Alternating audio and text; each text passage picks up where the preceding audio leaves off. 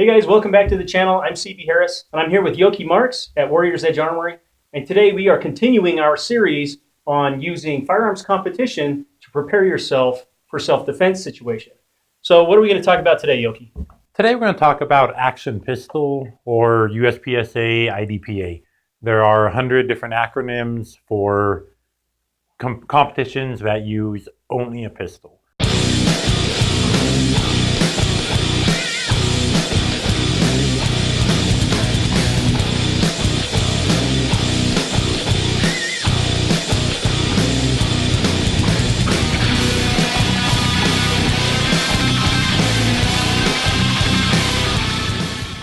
There are different rules to each of the competitions. In IDPA, you have to have a defensive pistol, certain barrel length, stuff like that. USPSA, if your magazine is half an inch too far forward, you lose all your points, hit factors. But the main thing is any competition that utilizes only a handgun. Okay, so we're talking about defensive handgun type stuff. And I'm sure just like most handgun type of competition, there's different categories as well, right? Yes, there's definitely different categories. Again, it depends on if you're shooting a 45 or a 40 or a 9mm.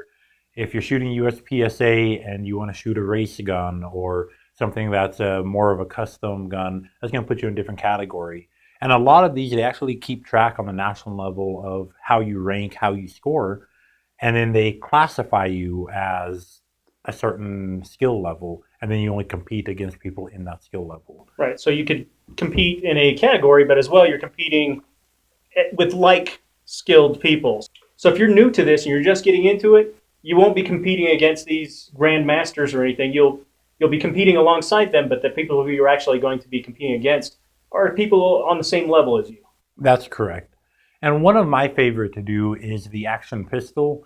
This is an NRA program that is run at a lot of ranges. I find that the rules are a little more relaxed. They don't take themselves quite as serious. Everything's run on the clock, yet you don't have to worry about if you brought a 9mm with a 4-inch barrel and you have a magazine well extension, and now it's going to disqualify you. Right. And I know that there are some competitions even that you actually have to pull and draw from concealed.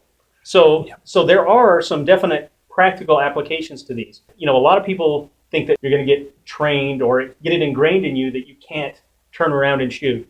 I think that that's kind of a cop-out, an easy way out to say, well, I don't want to do competition. And that's fine if you're not interested in doing it, but I think that you can gain some valuable knowledge and valuable skill and practice from doing these competitions. That's true, and I hear it every time I go to a competition. There'll be a couple of half dozen of the hardcore defensive handgunners, and they talk about, oh, look at that person gaming it. They're asking, can I stand on this line and shoot? Can I do this? And you get to walk through the course before, so you know where your threats are. It's not a surprise like it is in the real world. You know where your threats are. You know, can start from the seated position, stand up, draw, engage these 5, engage those 2, go to here, reload. In real life, you don't know that stuff. Right. And that's where I hear a lot of people talking about, well, then there's no value to it. It doesn't train you for real life.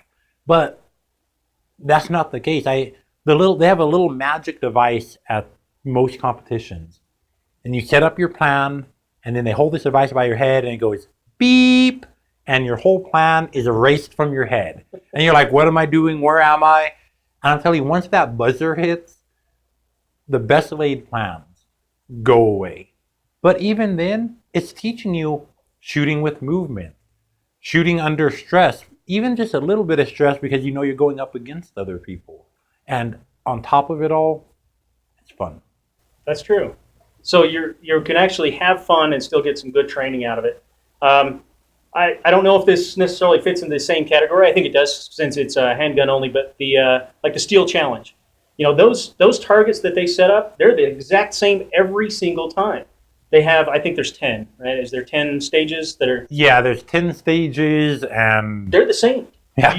Every year they're the same setup. And they do this so that you can set it up in, your local range and you can practice. But even then you're getting something out of it. You're drawing from your holster, you're shooting multiple targets, you're engaging, you're moving, you're transitioning from target to target, and you're learning how to shoot accurately quickly. So even those type of competitions, you can get something out of it. Yeah, definitely. I love shooting Steel Challenge. I hate watching Steel Challenge because it's boring. You stand in the box, bing, bing, bing, bing, bing, bing, boom, stop played. You do that 3 times, you move to the next stage, the same thing. You do it again and again. But getting those quick hits, learning, I mean, you're going through, see people go 5 targets and all hits in 2.5, 3 seconds. And, it's like, I don't even know if I can get my gun out of the holster that fast. And so there is valid information and valid training that can be had in these type of competitions. And we're going to show you a couple of drills that you can do to train some action pistol that can translate into your real life. So if you guys have any comments or anything like that, be sure to leave them down in the comment section.